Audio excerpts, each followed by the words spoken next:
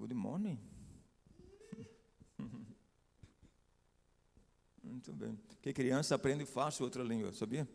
A criança, as pessoas dizem, papagaio velho não aprende nada. Tem gente que diz isso quando vai aprender outra língua. Mas o fato é que para uma criança é muito fácil. Quando nós chegamos nos Estados Unidos, eu e minha esposa, a nossa filha tinha 5 anos, 4 anos e meio, não, Mariana? 4 anos e meio, Paulo, por aí. 5 anos. E chegamos em abril, abril, por aí. Maio. Chegando no mês de maio, lá no Jackson, Mississippi, e nossa filha, as aulas começavam no 1º de setembro. As aulas dos Estados Unidos começam no 1º de setembro, vai até o dia 30 de maio. Aí, 30 de maio, começam as férias. Junho, julho e agosto. 3 meses de férias, 90 dias de férias. Então, e chegamos lá, e Paulo não estava na escola ainda, mas ela brincava com as crianças no bairro onde nós morávamos. Quando foi uns 2 meses depois, ela brincava com as crianças, de bonecas. Uns 2 meses depois, uma criança liga lá para casa. May I speak to Paula, please? Posso eu falar com Paula? Criança falando inglês. Mas minha filha não fala inglês. Eu passei o telefone, fiquei olhando. Paula falou um tempão com ela em inglês. Só fazia 12 meses que estava lá. Sabe por que isso? Porque criança, da maneira que ouve, ela devolve e fala, não tem timidez de errar, não tem. Ou a gente fica com medo de errar e termina travando, sabe? Não aprendendo outra língua. 12 meses já estava falando inglês. Mas não é porque ela é inteligente, não. Isso acontece com qualquer criança. Uma criança aprende outra língua, brincando com outras crianças, no máximo 3 meses. Isso é uma coisa maravilhosa. Eu tinha um amigo meu, Asun Lenget, ele era da Índia. As crianças dele, segundo ele, falavam 12 dialetos da Índia. 12 dialetos da Índia. Porque a Índia tem cerca de 3.000 línguas e dialetos. E na Índia ele falou que um lado da montanha, um lado da montanha falou uma língua, o outro lado da montanha falou outra língua. E tanta diversidade cultural, né? E etnológica. Então, na escola onde as crianças dele estudavam, tinham 30, 20 dialetos diferentes. E as crianças dele falavam 12 dialetos diferentes. Brincava com um, aprendia aquela língua. Brincava com o outro, aprendia a outra língua. Então, isso é criança, né?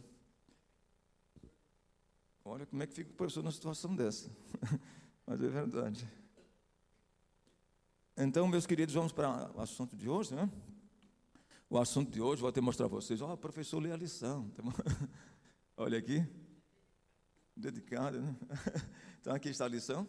A identidade divina da igreja. Tá bom? Eu gosto de lápis coloridos, sabe? Porque eu vou grifando as ideias. Eu acho que, então, essa é a lição de hoje. A identidade divina da igreja. Eu espero que vocês todos tenham passado uma boa semana, pela graça e misericórdia de Deus, né? Vamos abrir a palavra santa de Deus, o livro de Tito. E criança é assim, ela aprende outra língua e a língua... Eu falava em português em casa, para a nossa filha não esquecer, mas quando ela chegou ao Brasil, ela teve uma dificuldade muito grande, porque ela tentava entender as coisas em inglês, né? Você só sabe a língua quando você pensa naquela língua, sabia disso? Então, isso é interessante. Você tenta ler inglês, mas está racionalizando em português, racionalizando as frases, você tenta entender, fazer frases, e às vezes não funciona dessa forma, né? Vamos então, Tito. The book of Titus. Open the Bible, please, this morning, the book of Titus, chapter 1. Abra a Bíblia no livro de Tito, capítulo 1. Se vocês quisessem, é porque vocês não querem nem podem. Eu ensinava inglês à classe, né? Seria tão bom. It would be a great idea, and for me it would be a wonderful opportunity just to share the knowledge I have. Vamos lá então. Vamos abrir a palavra de Deus, o livro de Tito. Tito é Titus. Vamos abrir o livro de Tito. Deus abençoe a nossa classe, abençoe aqueles que estarão em sintonia conosco em casa. Eu sei que tem pessoas que escutam em casa. O Senhor abençoe sua família, sua casa, seus filhos, se você tem filhos, né? O Senhor os abençoe. O Brasil está um pouco conturbado, né? A gente está acompanhando essas coisas. Esse conflito aí, STF, Elon Musk, tudo quanto é coisa, e a gente fica só acompanhando de fora, como diz, como outsider. O que é outsider? Outsider é alguém que vê as coisas de fora daquela realidade, né? Então, outsider é alguém que está enxergando. Às vezes, quem está enxergando de fora, que como que isso não tem nada a ver com o assunto, mas está enxergando, tem até uma melhor análise, porque vê o assunto de forma desapaixonada, né? Mas a situação está muito complicada. Orar pela Venezuela, eu acho que temos que orar. Não somente orar por nós, mas você ora por esses assuntos? Porque parece que nós oramos muitas vezes, nem que sejamos egocêntricos, egoístas, mas o crente ora: Senhor, abençoa a minha casa, a minha família, e a palavra meu e minha é a palavra que mais aparece na oração do crente. É o pronome possessivo, meu e minha. Abençoa a minha casa, meu, minha filha, minha família, minha saúde, minha, meu. E nós esquecemos, às vezes, de assuntos de uma perspectiva macro. Você ora pelo mundo? Você ora por outras nações? Tem orado pela Ucrânia, que foi invadida pela Rússia? Tem orado por milhares de ucranianos que saíram de sua casa, abandonaram tudo, foram morar em outros países, foram forçados a deixar tudo para trás? O Senhor tem orado pelo conflito Israel-Hamas. Então precisamos orar por todos esses assuntos. O apóstolo São Paulo diz isso: quero que vocês orem por aqueles que estão investidos de autoridade, pelos reis, por todo mundo. Então, querido, orar pela nação, orar pelo Brasil. A situação não vai mudar, a menos que as pessoas mudem espiritualmente. Esperar que o STF ou qualquer um vá legislar de forma justa, não vai se não conhecer aquele que é Jesus. Como é que a pessoa vai ser um pacificador se ele não conhece o príncipe da paz? Não vai dar amor àquele que não tem amor. A Bíblia diz que o temor do Senhor é o princípio da sabedoria, Salmos 11. Se o temor do Senhor é o princípio da sabedoria, como governarão com sabedoria aqueles que não têm o temor do Senhor? Você entendeu? Já que o princípio da sabedoria é o temor de Deus. Quem não teme a Deus, você não pode esperar que ele seja sábio todo o tempo. Então é importante nós refletirmos sobre esse assunto e orarmos, tá bom? Então nós vamos orar, vamos conversar com Deus. Vamos orar nesse instante. Pai Celeste, graças te damos por estarmos reunidos aqui em nossa classe, nesta manhã, e nós vamos estudar sobre a identidade da igreja, da tua igreja, não é da nossa igreja, não é necessariamente da igreja batista, é a identidade da igreja de Cristo. Senhor, que nós queremos também que a igreja batista faz parte desta igreja. É uma igreja séria, que conhece a tua palavra, que procura viver à luz das Escrituras. Portanto, a igreja batista é uma igreja séria. Nós te louvamos por essa igreja. E por essa igreja local também, pelo seu pastor, pastor Euquias, os demais pastores, pastor Nildo, pastor Vila, os irmãos que aqui se congregam, que todos tenham a tua bênção, a tua graça, a tua unção. E oramos ao Deus também, não somente por nossas famílias, nossos filhos, nossos lares, mas oramos também pelo nosso país, Senhor, para que o nosso país seja um país mais justo, onde haja também melhor distribuição de renda. E, Senhor, abençoa também aqueles que vivem em função do SUS, que é para que esses recursos nunca faltem. O Brasil tem quase 40 milhões de pessoas que recebem do SUS, inclusive eu. Portanto, Senhor, recebem do governo. Portanto, Senhor, que os recursos nunca faltem. Abençoa aqueles que vivem também em função do plano de saúde do SUS. Muitas pessoas, às vezes, gostariam de ter um plano de saúde particular e não têm condições. Senhor, são todos esses aspectos nós pensamos em cerca de país. Nós oramos para aqueles que estão desempregados, para que Deus abra uma porta de emprego, para que possam manter dignamente as suas famílias. Oramos neste dia por aqueles que estão no leito dos hospitais, para que o Senhor os visite ali, estenda a sua mão curadora, saradora, miraculosa, e o Senhor restaure a saúde dessas pessoas que estão enfermas. Ó Senhor, nosso Deus, oramos, ó Deus, pelo conflito entre a Ucrânia e a Rússia, que já se estende há 2 anos, milhares de pessoas já morreram e é uma situação que está se alongando. Senhor, nós oramos para que o Senhor abençoe seus filhos ali. O Senhor tem seus filhos e suas filhas em qualquer contexto. Há aqueles que temem ao Senhor e que estão sofrendo nessa situação caótica em que vivem as pessoas nesse conflito bélico. Senhor, abençoe os teus filhos que estão vivendo aquele conflito entre Israel e Hamas. O Senhor deve ter seus escolhidos, por mais que seja difícil nós pensarmos que haja algum escolhido entre os muçulmanos ou entre os judeus. O Senhor tem os seus escolhidos em toda parte. E só o Senhor sabe aqueles que são os seus escolhidos. Por isso nós oramos para que esses conflitos terminem e que essas pessoas possam conhecer Jesus, o príncipe da paz. Senhor, nós oramos pela Venezuela. É situação delicada, muitas pessoas sendo presas, outras sendo mortas, e o governo tentando a todo custo se perpetuar no poder, à força. Nós oramos, ó Deus, para que a situação possa reinar a paz entre os venezuelanos. O Senhor tem muitos servos do Senhor ali, servos e servas do Senhor, que estão vivendo aquela realidade tão difícil. Nós oramos agora, Senhor, pelo ensino da Tua palavra. Que o Senhor nos abençoe, perdoe os nossos pecados, nos dê a sabedoria de entender a Tua santa palavra, Senhor, e de vivê-la também. Nós oramos no nome precioso de Jesus, o nome que está acima de todo nome, no nome do Senhor, o Rei dos Reis, o Senhor dos Senhores, sob cujo nome algum dia vai dobrar-se céus e terra, e toda língua há de confessar Jesus como Senhor, para a glória de Deus Pai. Aleluia. Amém.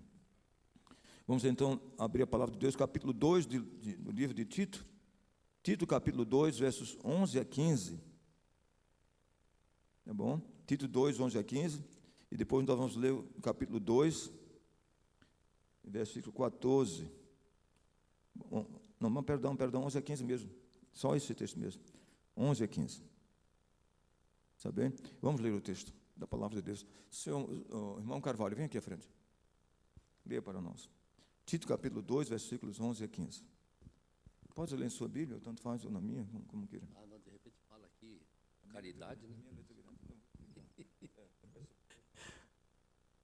Porquanto a graça de Deus se manifestou salvadora a todos os homens, educando-nos para que, renegadas a impiedade e as paixões mundanas, vivamos no presente século sensata, justa e piedosamente, aguardando a bendita esperança e a manifestação da glória do nosso grande Deus e Salvador Cristo Jesus, o qual a si mesmo se deu por nós, a fim de remir-nos de toda iniquidade e purificar para si mesmo um povo exclusivamente seu, zeloso de boas obras.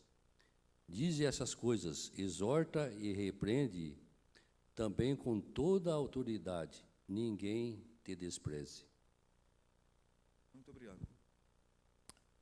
Tito era pastor de uma cidade chamada Creta.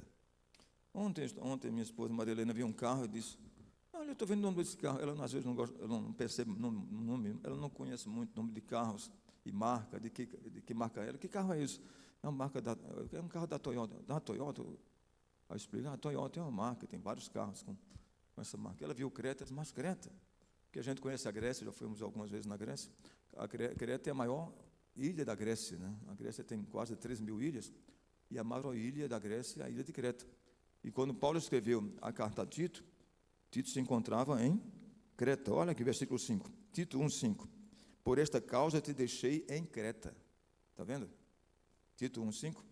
Tito era o pastor da igreja batista de Creta. Eu estou forçando a barra. Não havia igreja batista. Por mais que a pessoa seja batistão, não pode dizer que havia igreja batista naquela época, não é verdade? A igreja batista surgiu no século XVI. Então, a igreja batista é uma das igrejas históricas mais antigas. Quais são as primeiras igrejas surgidas?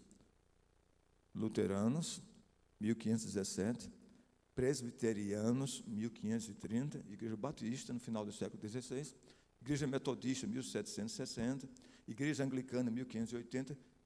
Então, quando chegou 1910, antes de surgir as Assembleias de Deus, as Assembleias de Deus nasceram em 1907, um movimento que começou na rua Azusa, Los Angeles, Califórnia, 1907. Até 1907 só havia 6 denominações no mundo, sabiam disso? Depois surgiu a Assembleia de Deus, só da Assembleia já surgiram 100.000 denominações. Pensa esse balaio de gato, como diz no Nordeste. Essa confusão de denominações. E às vezes não tem nem diferença entre uma e outra, porque as igrejas pentecostais são muito semelhantes, né? Todas creem nos dons do Espírito Santo, são muito semelhantes. Às vezes é por questão só de idiosincrasia. O que é idiosincrasia? Particularidade do pastor. Ele quer uma igreja só para si, cria uma denominação. Eu lembro do irmão que sempre falava com ele. Eu dizia, olá, meu irmão, tudo bem na rua? Tudo bem. Eu passei uns 6 meses sem vê-lo, aí eu encontrei no Rio de Janeiro isso. Aí eu encontrei no supermercado. Olá, meu irmão. Ele disse, não me chamo de irmão, agora eu sou pastor. Bem assim. Eu disse, está bem, ele era da igreja pentecostal. Sempre ouvia a paz do Senhor, a paz. Depois de 6 meses depois, ele era pedreiro. Aí, não me chamo mais de irmão. Eu sou pastor. Parece que mudou agora. Pastor não é irmão, né? Então, então é um grau superior, uma coisa assim. Então, e quem for bispo, né? Então, mais ainda. E se for apóstolo, pronto. Aí, daqui a pouco, a pessoa quer ser Deus, né? Vai estar desse jeito. Aí eu encontrei, mas você é pastor? Sim. E mostrou. Ele estava com a carteirinha de pastor. Inclusive, naquela ocasião, ele estava com um documento da igreja que saiu no Diário Oficial. Que o senhor tem que sair no Diário Oficial. Mas quando o governo aceita a denominação, o governo não tem critério. Não quer saber se aquela pessoa tem curso superior, se tem curso de teologia. Qualquer pessoa pode criar uma denominação. Já existe um protocolo oficial, um modelo, né? Como se fosse de ata. Você contrata um advogado, ele ajuda você, cria a denominação, e a igreja dele era Igreja Pentecostal Trindade e Felicidade. Tem cada igreja. Igreja Pentecostal, desencapetamento total. Parece que algumas desencapetam, mas deixaram alguns capetas para trás. Essa faz serviço completo. Então, tem igreja evangélica Pentecostal, eu vou e você fica. Mas que coisa é esta? Igreja evangélica Pentecostal, a última embarcação de Cristo. Parece até o trem das 11 da Dona Irã Barbosa. Você pega esse trem? A última embarcação. Então, tem cada coisa esquisita. Então, se você imaginar que até 1907 só havia 6 denominações no mundo, hoje tem mais de 100 mil. Então, é uma coisa muito complexa. Então, quem está procurando Jesus nas denominações vai ficar complicado. Tá bom? Nem procurar a denominação certa. O a melhor. Isso é uma coisa muito complicada, né? A gente tem que ter muito cuidado com isso. Não usar a roupagem denominacional como se fosse a roupagem do próprio Cristo. Porque talvez se Jesus viesse hoje, ele não ia ser nem batista, nem presbiteriano, nem metodista, nem luterano, nem pentecostal. Já que Jesus, quando veio ao mundo, havia 4 religiões, ele não participou de nenhuma delas. Havia os essênios, os zelotas, os fariseus e os saduceus. Jesus se afastou de todos eles. Então, quando eu vejo a denominação tomar roupagem como se fosse a boca de Deus, a verdade de Deus em tudo, a gente fica preocupado. É melhor dizer, nós somos a denominação, uma igreja batista, fiel à palavra de Deus, mas nós não somos os únicos donos da verdade. Nós não somos os únicos donos da verdade. A gente tem que ter cuidado com isso, né? Senão a gente vai achar que só a gente vai estar no céu, né? Então, o bom batista sabe que nós somos uma igreja séria, que segue o Evangelho e crê na palavra de Deus, tem como regra a palavra de Deus, nossa única regra de fé e prática, mas também cremos que nós não somos os únicos detentores da verdade. Então, vamos lá, a identidade da igreja. Então, Tito, já lemos o texto de Tito. Tito se encontrava em Creta, e Paulo tinha algumas preocupações com a igreja de Creta. Por isso o texto aqui. Primeira coisa que o texto vai falar é sobre a identidade proveniente da graça de Deus. Mas no introito da lição, o introito aqui é no prólogo. O que é prólogo? Início da lição. Você pega um livro, tem prólogo do livro. Prólogo do livro é a introdução do livro, e assim por diante. Epílogo. Epílogo é o fechamento, a conclusão do livro. Todo livro tem o prólogo e o epílogo. O prólogo da lição, logo na introdução, o articulista colocou a declaração de fé da Igreja Batista. Isso é muito interessante, ler isso.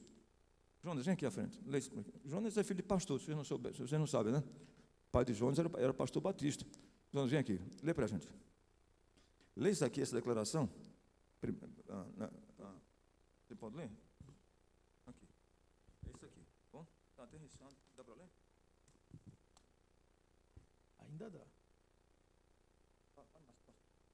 A Declaração Doutrinária da Convenção Batista Brasileira traz a seguinte definição de igreja.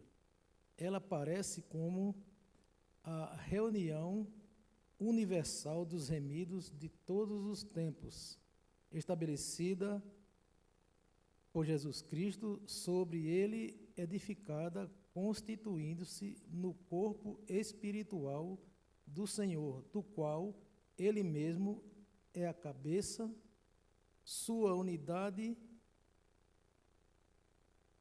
de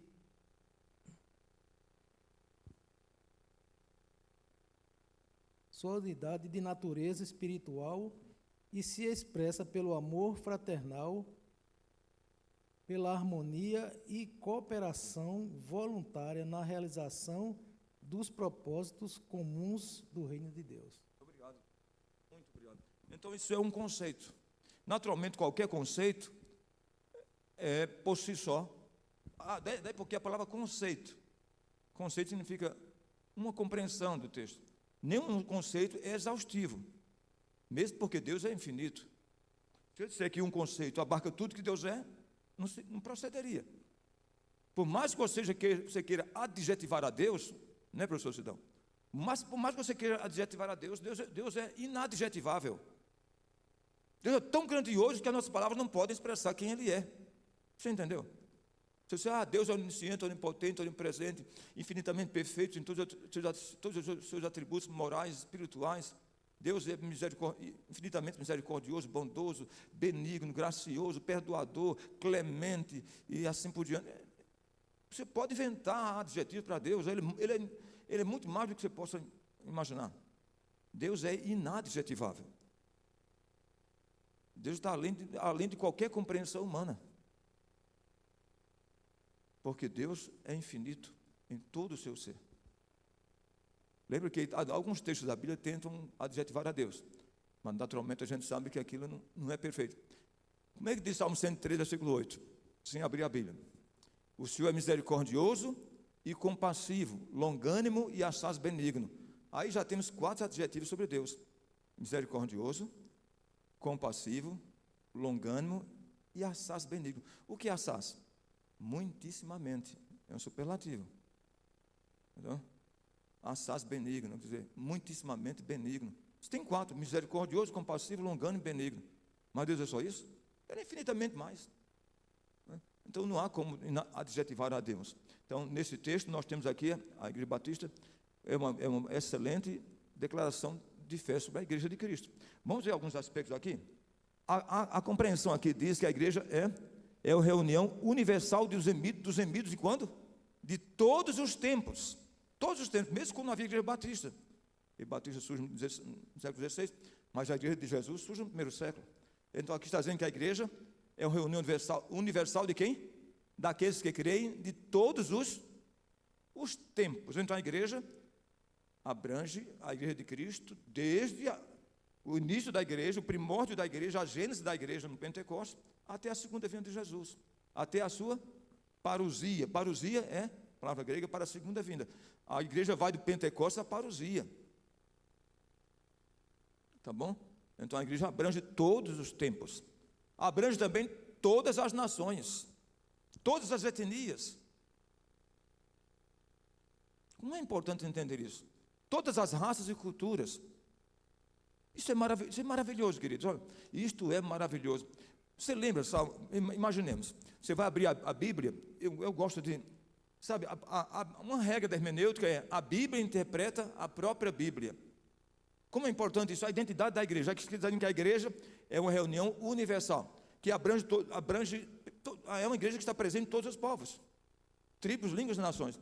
Eu já participei de alguns eventos internacionais. Um deles estávamos em Amsterdã, no centro de convenção de Amsterdã, na Holanda. E havia ali cerca de 15 mil líderes mundiais. Estávamos, eu e alguns brasileiros estivemos ali presentes. Eu, pastor Fanini, que foi presidente mundial da Igreja Batista, conheci lá, pastor Nilson Fanini, né? Presidente da Convenção Batista Mundial, viu? Ele foi o único do Brasil, pastor, a ser presidente da Convenção Mundial. Pastor Fanini. Então, eu o conheci lá. Então, naquela reunião, nós tínhamos pessoas de mais de 200 nações diferentes, participando daquela reunião do Comitê de Lausanne. Bom, então, mais de 200 nações. E as pessoas estavam lá, o pastor Belgrano disse que viessem das suas nações com as suas roupas, com as suas roupas que eles usavam no dia a dia. Então, tinham pessoas de Angola, Moçambique, Guiné-Bissau, Nigéria, Zâmbia, e aquelas pessoas com aquelas roupas coloridas, né? Aqueles turbantes na cabeça. Tinha gente de tudo quanto é coisa. Tinha gente que parecia Carmen Miranda, mas estava lá. E faz parte daquela cultura, aquela roupa, aquela maneira. E o pastor Billy Graham diz, agora vamos cantar esses louvores. Ele disse, e se você souber, cante na sua própria língua e dialeto. Gente, tinha gente perto de mim, da Zâmbia, do Quênia, do Congo, e cada um cantando em Swahili, cantando na sua própria língua. Eu fiquei maravilhado com aquilo ali. Maravilhado, porque isso é uma visão da igreja de Cristo. É uma igreja universal de todos os salvos. Vamos abrir Apocalipse, para você entender essa compreensão de igreja da Convenção Batista. Isso é maravilhoso. É uma reunião de todos os salvos de todas as nações. Abra a sua Bíblia, Apocalipse capítulo 7, versos 9 a 14. Versos 9 a 14. Eliseu, vem aqui à frente, nosso profeta. Você pode ler? Apocalipse capítulo 7, 9 a 14. Leia, por favor.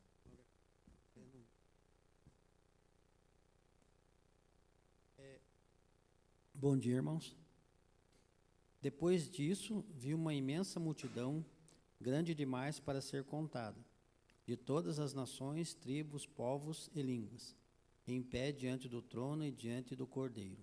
Usavam vestes brancas e seguravam ramos de palmeiras, e gritavam com grande estrondo: a salvação vem do nosso Deus, que está sentado no trono e do Cordeiro.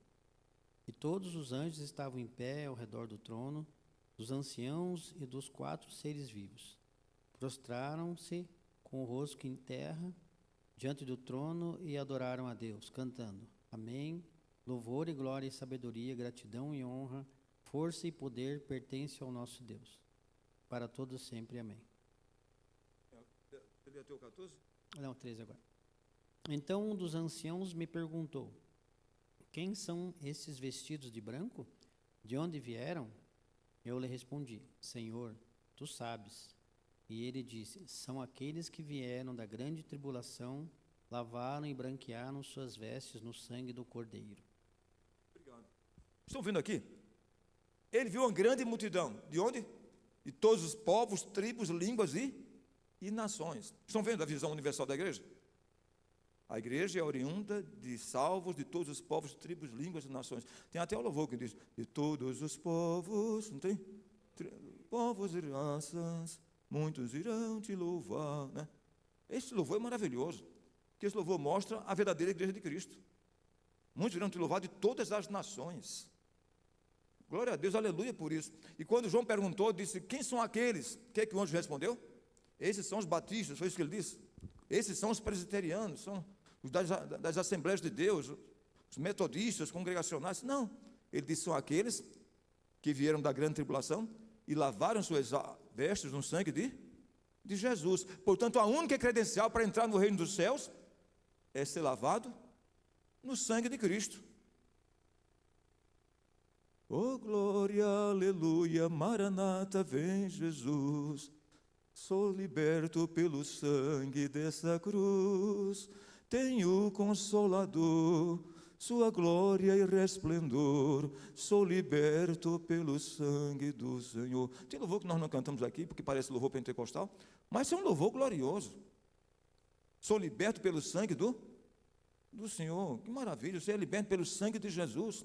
Vai ser salvo, vai para o céu por ser remido pelo sangue de Jesus. Essa é a única credencial para entrar no reino dos céus. Então a igreja é uma igreja universal de todos os crentes, construindo-se num só corpo. Num só corpo. Um corpo tem muitos membros, e membros diferentes, mas cada um cumpre a sua função, construído num só corpo. O corpo de Cristo, que é a sua igreja. E ela está unida, essa unidade é em Jesus Cristo. Não é uma unidade denominacional, porque jamais seremos uma só denominação, mas é uma unidade espiritual. Essa unidade em Cristo, né? Já que todos servimos o mesmo Cristo. E também aqui diz o texto que ela se expressa pelo amor fraternal. Quando lemos João capítulo 13, versos 34 e 35, Jesus diz em João 13, 34 e 35, o mundo só pode conhecer, olha essa condicional, só pode conhecer, o mundo só pode conhecer que sois meus discípulos se tiverdes amor uns para com os outros. O amor é a logomarca do cristianismo. Então, a primeira identidade da igreja é a unidade proveniente da graça de Deus. A lição foca isso. O primeiro tópico da lição essa unidade, essa natureza da igreja, essa identidade da igreja é uma identidade constituída pela graça de Deus. É a graça que nos faz um. Isso é maravilhoso entender, o poder da graça.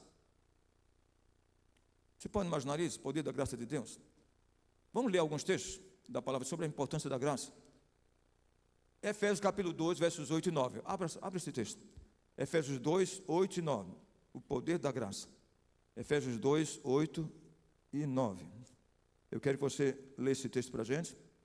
Outro vai ler primeira carta aos Coríntios, primeira missiva aos Coríntios, linguagem de Machado de Assis, primeiro presidente da Academia Brasileira de Letras, ou de Rui Barbosa, na sua obra Oração aos Moços. Missiva, né? Quando ninguém usa essa palavra missiva mais. Primeira missiva. Então, primeira carta aos Coríntios, capítulo 15, versos 9 e 10, tá bom? 9 e 10, e carta aos Efésios, capítulo 2, versos 8 e 9, tá bom? Vamos ler aqui? Por favor. Rodrigo, vem aqui à frente. Pode vir? Você está com o texto aberto, Rodrigo? Lê para nós. Efésios 2, 8 e 9. Porque pela graça sois salvos, por meio da fé, e isso não vem de nós, é dom de Deus. Não vem das obras, para que ninguém se glorie. Porque somos feitura sua, criados em Cristo Jesus, para as boas obras, as quais Deus estabeleceu para que andássemos nelas. Porque um dos aspectos da lição é que essa identidade é uma identidade que produz boas obras. Então a gente vai ver isso. Então, pela graça vocês são salvos mediante a fé. Isso não vem de vocês, é dom de Deus. A salvação é pura graça de Deus. É importante entender que não existe meritocratas no reino dos céus. Eu mereço. Ninguém vai chegar no reino do céu batendo no peito, dizendo, estou aqui porque eu mereço, porque eu sou bom, porque eu sou isso 2025, sei lá o quê. Não existe isso. Ninguém vai chegar no reino dos céus achando que chegou ali porque mereceu. Não existe merecimento. Por isso a palavra graça. Graça é uma palavra grega que significa favor imerecido. Então você é salvo por pura graça de Deus. Não existe nada de você. Eu lembro da história de alguém que chegou no reino dos céus e bateu na porta e Pedro veio atender a porta dos céus, né? E disse, eu quero entrar. Disse, por que você quer entrar? Porque eu sou batista. Isso não é razão para entrar aqui. Mas o quê? Mas eu cantava no coral da igreja. Também não é razão. Isso é muito bom. Mas eu conhecia o nosso ministro de música, o Júnior, meu amigo. Sim, Júnior é um servo, nós o conhecemos aqui. Mas não é por ser o amigo do Júnior que você vai entrar aqui no reino do céu. Mas sou assim com o pastor é meu amigo, pastor Euquis. Também não é motivo, pastor Euquis é gente fina, gente boa, mas não é motivo para entrar aqui. Mas será possível que nada que eu tenha, nada que eu possua, é razão para entrar aqui? O que você disse? O anjo perguntou, será que nada que eu tenha tem algum valor? Agora você pode entrar. Quando ele percebeu que nada que ele tinha dele mesmo tinha valor, aí o anjo disse, agora você pode entrar. Reconheceu que nada. Tem um louvor que diz, Senhor, eu não sou nada. Não tem? Debaixo do teu poder. Não tem? Não tem? É um louvor maravilhoso, não tem? Já cantaram aqui? Júnior, coloca para cantar esse louvor, meu irmão. Que é um louvor poderoso. Chegar diante de ti. Vocês conhecem aquele casal belo ali? É um louvor glorioso. Tem alguns louvores aqui que a gente tem que voltar, Júnior, cantar uma vez na vida, mas cantar esses louvores assim que tira do baú, não é do baú de Silvio Santos, do baú da felicidade, mas do baú da graça de Deus, e cantar esse louvor é maravilhoso. Então, queridos, vejam bem, então aqui a identidade da igreja é a identidade revestida da graça. Olha o que Paulo vai dizer, carta aos Coríntios. Obrigado, Rodrigo, por ler aqui. O Fábio, quer ler para a gente? Você está com o texto aberto? Carta aos Coríntios, capítulo 15. Primeira carta aos Coríntios, capítulo 15, versos 9 e 10. Vem aqui à frente. Se você não quiser ler no seu telefone, eu já deixo a Bíblia aberta para ajudar, né? Tá bom? Muito obrigado.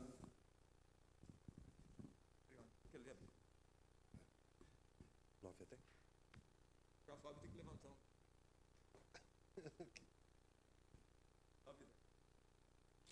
porque eu sou o menor dos apóstolos, que mesmo não sou digno de ser chamado apóstolo, pois persegui a igreja de Deus. Mas, pela graça de Deus, sou o que sou, e sua graça, que me foi concedida, não se tornou vã. Antes trabalhei muito mais do que todos eles. Todavia, não eu, mas a graça de Deus comigo. Queridos, obrigado, Fábio. Vocês não sabem, Fábio foi profissional de basquete. Sabia disso? Vôlei, não? Basquete, né? Ele jogou no Rio de Janeiro, era profissional de basquete, viu? Fabão, olha a altura dele. Jogava bola assim, não parecia nem pular. Bom, que bênção, Fábio. Então, ele já conversei com ele, então, porque às vezes tem pessoas que não sabem na vida das pessoas, é muito importante. Então, o Fábio é um bom amigo nosso aqui, sempre converso com ele. Tem uma maravilhosa família. Então, queridos, vejam bem o que Paulo está dizendo. Paulo diz que pela graça de Deus, ele é o que é. Então, pela graça de Deus, eu sou o que sou. Eu sou menor dos apóstolos, ele diz, sou menor de todos eles, dos 12 apóstolos.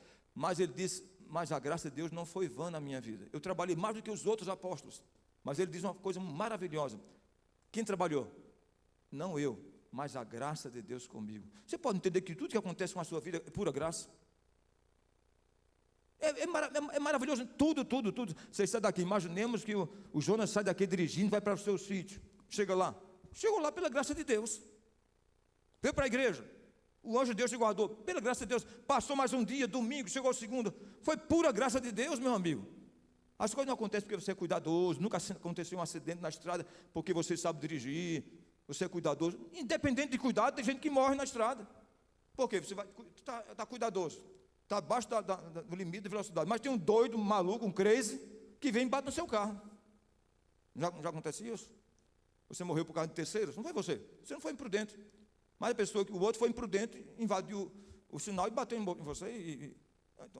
Então, ou seja, é Deus que nos guarda. É Deus que te protege. É a graça de Deus com você. Olha, isso é maravilhoso entender a teologia da graça. A tua graça é melhor que a vida. Dani, você louvou, Dani?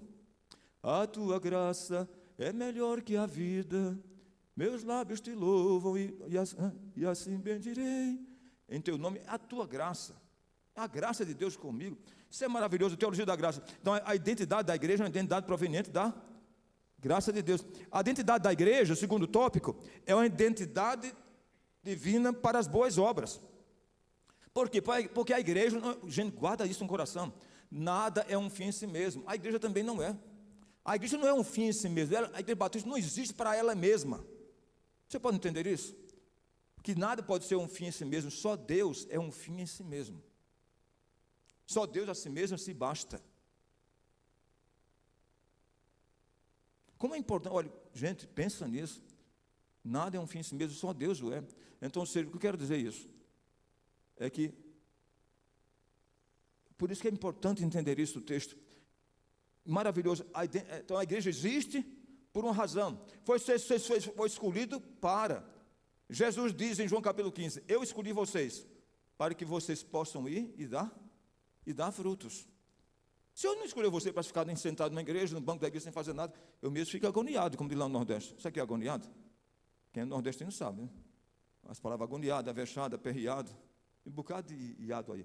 Então, agoniado, quer dizer, eu gosto de produzir. Ficar só sentado no banco, assim, boca aberta, esperando a morte chegar, como dizia Raul Seixas, não é comigo. Ficar sentado o resto da vida no banco, sem nada a fazer. Porque você foi chamado para produzir. Você não pode ficar subutilizado. Então, o crente de verdade, ele não se conforma em não fazer nada. Ele quer fazer algo para o Senhor. Ele quer produzir porque ele foi chamado para isso. Jesus nos diz, eu escolhi vocês para que vocês possam produzir frutos. Lembra que Jesus passou certa ocasião e viu uma figueira. E ele não encontrou frutos. O que é que o Senhor disse para aquela figueira? Nunca mais nasça fruto de ti. A figueira secou imediatamente. Já pensou o Senhor chegar na vida de um crente e procurar um fruto, mas um fruto e não encontrar um fruto? Não pode ser isso. O crente não pode ser infrutífero, né? Nada produzir, né? Então, como é importante isso? Mariana, vem ler esse texto da palavra de Deus aqui. Pode vir aqui à frente? Lê. Vamos ler a palavra de Deus aqui. do livro de Mateus 5, 13 a 16. 5, 13 a 16. Veja o texto depois, guarda aqui, o texto de Tito 2, 14. O Tito 2, 14, nós vamos ler Tito 2, 14, né? E Mateus. Você pode ler para a gente? Você quer ler na sua Bíblia? Quer ler na sua Bíblia? 13 a 16.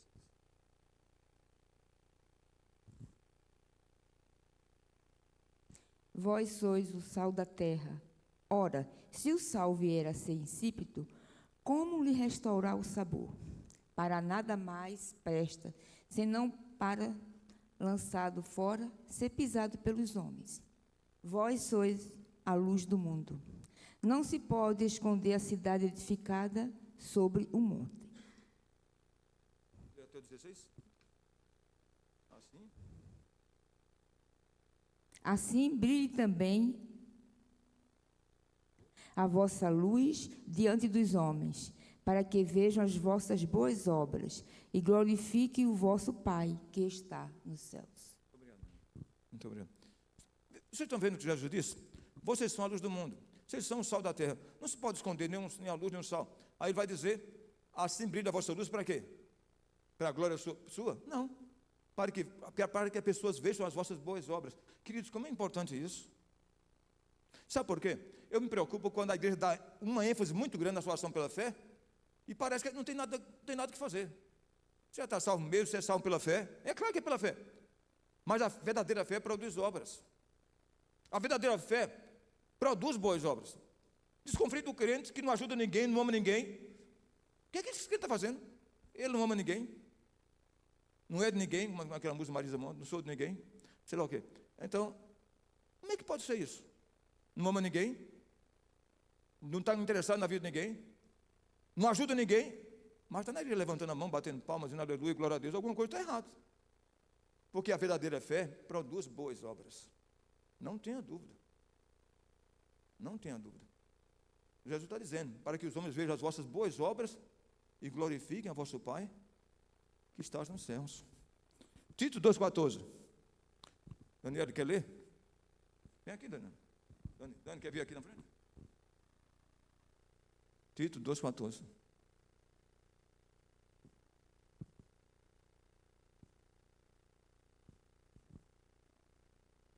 Foi ele quem se deu a si mesmo por nós, a fim de nos livrar de toda maldade e de nos purificar, fazendo de nós um povo que pertence somente a ele e que se dedica a fazer o bem.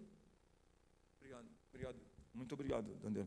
É porque a sua Bíblia fala, se dedica a fazer o bem. Mas é a mesma ênfase, viu, Daniel? Outra tradução diz, e se dedica a fazer boas obras. Abra a sua carta, a carta a Tiago. Vocês sabem que tem nomes na Bíblia. Já falei para vocês, né? Eu gosto de ensinar. Na minha classe, eu ensino a vocês não sabem disso. Mas fico dando para vocês um curso de bacharel em teologia. Vocês não estão na FABAPA, mas aqui na classe eu dou coisas que nem na FABAPA eles vão ver, os alunos. É um pouco mais avançado. Mas, vejam bem, porque os nomes da Bíblia foram romanizados. O que é romanizados? Passaram para a língua, para o latim. Carta a Tiago.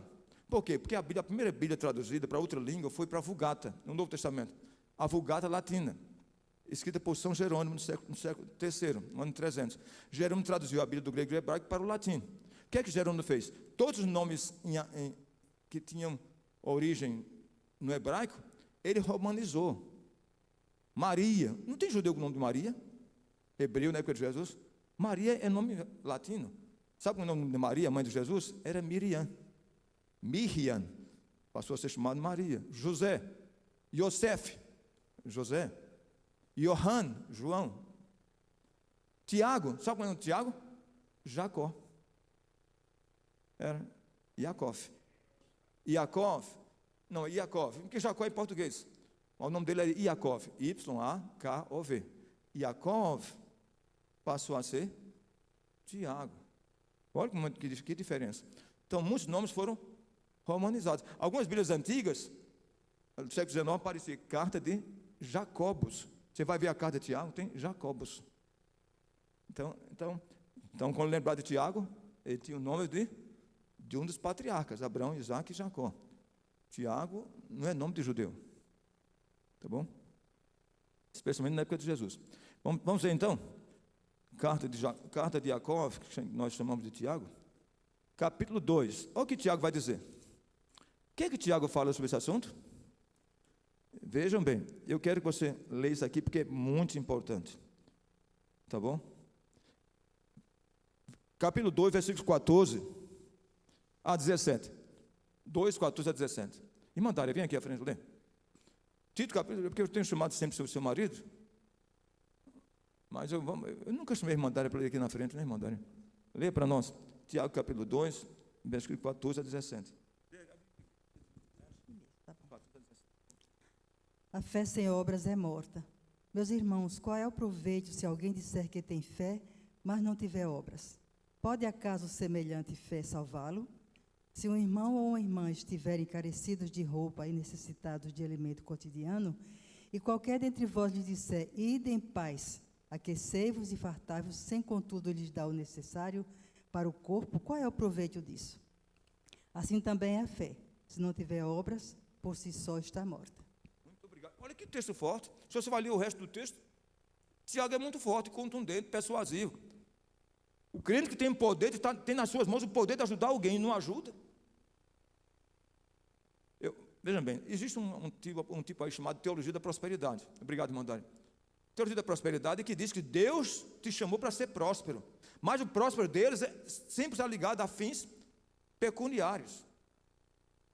E até mesmo testemunhos, se a pessoa ir contar a bênção, conte a bênção, diz, olha, eu morava debaixo do viaduto do Chá em São Paulo, mas agora eu tenho empresa com 300 funcionários, eu tenho 5 carros importados, um BMW, um Bugatti Veyron, que é 5 milhões cada um Bugatti Veyron, e eu tenho um Lamborghini, assim, olha a bênção de Deus na vida desse irmão.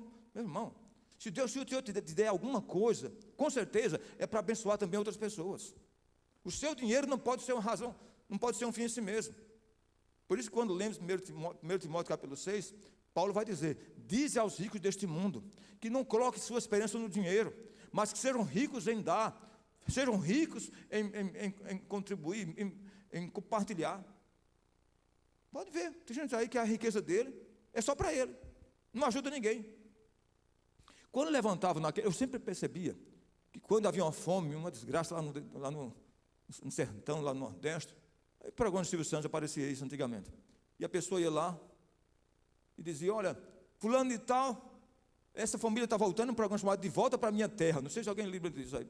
Aí aparecia, a Graneiro vai levar essa família de graça. A Graneiro é uma grande empresa de transportadora. A Graneiro vai levar essa família de graça. E a família lá abraçava o CEO da Graneiro lá no palco, chorava. E a Graneiro passou quase 10 minutos em programa de audiência. Sabe quanto é 1 minuto em pico de audiência? 300 mil reais. A Graneiro passou 10 minutos. Aqueles 10 minutos, naquele momento, pico de audiência, 2 da tarde, ia pagar 12 milhões. Não pagou nada. Levou a família, gastou 5 mil reais de óleo diesel para levar. E ficou isento de pagar 3 milhões. Olha que jogada de mestre, que jogada de xadrez. Você entendeu? Olha. Então a Graneiro levou aquela família lá da Paraíba, para o sertão da Paraíba. Por que amar aquela família? Não, nem conheço aquela família. Mas viu que era um excelente negócio financeiro. Vocês entenderam? Então a gente tem que ter cuidado. As pessoas ricas demais, a maioria delas. Por isso Jesus diz que é mais fácil um camelo entrar pelo fundo de uma agulha do que um rico entrar no reino dos céus. Porque muitos colocam a razão de ser nos bens que possui. Então é importante entender que a igreja tem uma identidade divina para as boas obras. Isto é maravilhoso, maravilhoso. Em última análise, uma identidade divina que abre os nossos olhos espirituais para 2 coisas. Nossa identidade divina abre bem os nossos olhos em 2 direções. Primeira direção, para quem nós somos. Segunda direção, para quem Deus é. Gente, é muito importante. Muito importante isso. Eu, quando morava na Transamazônica, não sei se vocês conhecem, alguém já viu um pé de castanheira? Só quem conhece a Amazônia. Castanheira é a árvore mais alta do Amazonas, no nosso Brasil. E a castanheira, ela produz essa castanha do Pará. Eu andava na mata muitas vezes, né? Eu gostava de andar na mata, evangelizando. Garimpeiro, seringueiro, ribeirinho. E eu encontrava aqueles ouriços de castanha, andava dentro da mata, com um rifle de Itajubá, 22, não é para matar ninguém não, para matar onça se aparecesse, né? E Itajuá 22, uma mochila com um pacote de bolacha e uma Bíblia dentro, e andava de mata dentro. Tinha semana que eu andava 100 quilômetros a pé, evangelizando. 100 quilômetros. Hoje a pessoa mora 10 minutos da igreja, 5 minutos da igreja, está chovendo, não vai, se fizer sol também não vai. Então, vejam bem, mas eu olhava, e eu tinha um Fusca, um velho Fusca, 1975, então, e eu olhava era o carro da missão, olhava de longe aquela estrada transamazônica barro, e de longe tinha um pé de castanheira, bem longe, mas quanto mais eu me aproximava, aquela árvore crescia, e eu me apequenava, entendeu? Quando chegava embaixo dela, era uma árvore com 60, 70 metros de altura, e eu tão pequeno. O que significa? Que quanto você mais está distante de Deus, mais Deus se apequena e você se torna gigante. Quanto mais se aproxima de Deus, você se apequena e Deus se redimensiona. Entenda isso. Nosso propósito é maximizar a Deus e miniaturizar nós mesmos. Essa é a visão que temos. Então, a igreja verdadeira de Cristo, ela tem a visão de quem ela é e de quem Deus é. Ela entende que toda a força que ela tem, toda a seiva que ela possui, vem de Jesus, porque Jesus é que é a videira, você é um ramo. Você pode entender? Nós somos ramos da videira. A vida está no caule, está na videira em si. Por isso Jesus diz, todo ramo que não produz fruto, eu gosto muito de plantas. Lá em casa, se alguém foi lá em casa, no terraço, tem muitas plantas. Eu tenho um terraço muito grande no apartamento, é cheio de plantas de tudo quanto é coisa, tá bom? Para fazer chá, eu gosto muito de chá, mas eu vou lá e tem um pé de laranja que está grande, está cheio de laranjinhas, pé de laranja lá no meu terraço, mas tem dado eu não sei se é purgão que chama, eu vou lá todo dia, vai tirar, então que ele está junto à laranjinha e derruba a laranja, mas eu vou lá e vejo os galhos que estão secos, e eu vou com a tesoura e vou cortando os galhos secos, para que ela possa ter vida. Então Jesus faz isso, ele diz, todo galho que não dá fruto, o Senhor vai e corta, para que dê mais fruto ainda. Então vejam bem como é importante. Primeira coisa, você tem que ter uma compreensão de quem você é, a identidade própria. Vamos ler o texto, Salmos 39. Davi era rei, você pode imaginar, Davi era rei, olha a compreensão que ele tem dele mesmo, e olha o que ele pede a Deus. Salmos 39, esse é um dos textos mais gloriosos, mais contundentes da Bíblia, é um texto glorioso. Renato, vem aqui à frente. Pode vir aqui à frente, Renato? Meu querido amigo, vem aqui à frente. Salmos 39. A Bíblia está aberta aqui. Olha a oração dele, 4 a 7. Muito obrigado, Renato. Prazer vê-lo, viu? Antes de tudo, um prazer. 39, 4 a 7. Dá-me a conhecer, Senhor, o meu fim, e qual a soma dos meus dias, para que eu me reconheça a minha fragilidade. Deste aos meus dias o comprimento de alguns palmos, a tua presença. O prazo da minha vida é nada.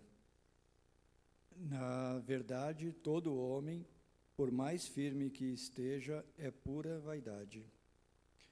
Com efeito, passa o homem como uma sombra, e em vão se inquieta, amontoa tesouros e não sabe quem os levará. E eu, seu Senhor, que espero, tu és a minha esperança. Muito obrigado. Esse é um dos textos mais gloriosos. Por que Davi é chamado homem segundo o coração de Deus? Eu sempre penso nisso. Uma das razões por que Davi é homem segundo o coração de Deus é porque ele tinha a dimensão de quem ele era. Ele diz aqui, Senhor, dá-me a conhecer o meu fim. Eu sou rei, mas eu tenho que entender que eu tenho um limite. O prazo da minha vida diante do Senhor não é nada. O homem arrumou riqueza, não sabe para onde vai. Ele disse, e eu, Senhor, o que é que eu espero? Versículo 7. Tu és a minha esperança. Isso é Davi. Então, o bom batista é aquele que coloca em Jesus a sua esperança. Aliás, essa foi a ênfase da Igreja Batista por muitas décadas. Lembra? Jesus é a única esperança? Eu não sei se alguém lembra disso. Houve muitas campanhas nacionais, Cristo é a única esperança. Tem até um louvor. Cristo é a única esperança para o mundo pecador. Lembra? Eram as cruzadas Nilson Fanini. Eu tenho um saudade daquelas coisas assim. Então, como é maravilhoso entender isso. Então, a igreja verdadeira, ela sabe quem ela é e ela sabe quem Deus é. Ela tem a visão dela mesma e a visão do seu Deus. Vamos orar mais uma vez? Vamos conversar com Deus? Vamos curvar nossas cabeças e conversar com o Senhor. Pai querido, Pai celeste, obrigado pela lição desta manhã, pelo que o Espírito Santo falou no nosso coração, Senhor, como igreja de Cristo, que nós entendamos, Senhor, que a igreja de Jesus abrange todos os povos, culturas, tribos e línguas e nações, e a igreja remida, lavada pelo sangue do Cordeiro. Aleluia, glória a Deus por isso. Senhor, o Senhor nos chamou para dar boas obras, para produzir boas obras. Senhor, não podemos ter uma fé inoperante, temos que ter uma fé frutuosa, que Deus seja glorificado pelas nossas boas obras. Senhor, que tenhamos compreensão também como igreja de quem nós somos e de quem é o nosso Deus.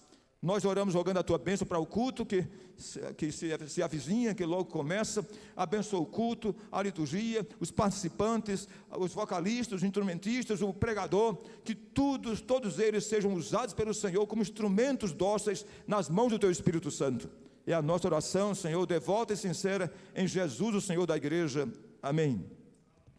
Meu Senhor vos abençoe e vos guarde. Tenha um domingo aprazível, um domingo agradável, um domingo abençoado e feliz. Amém.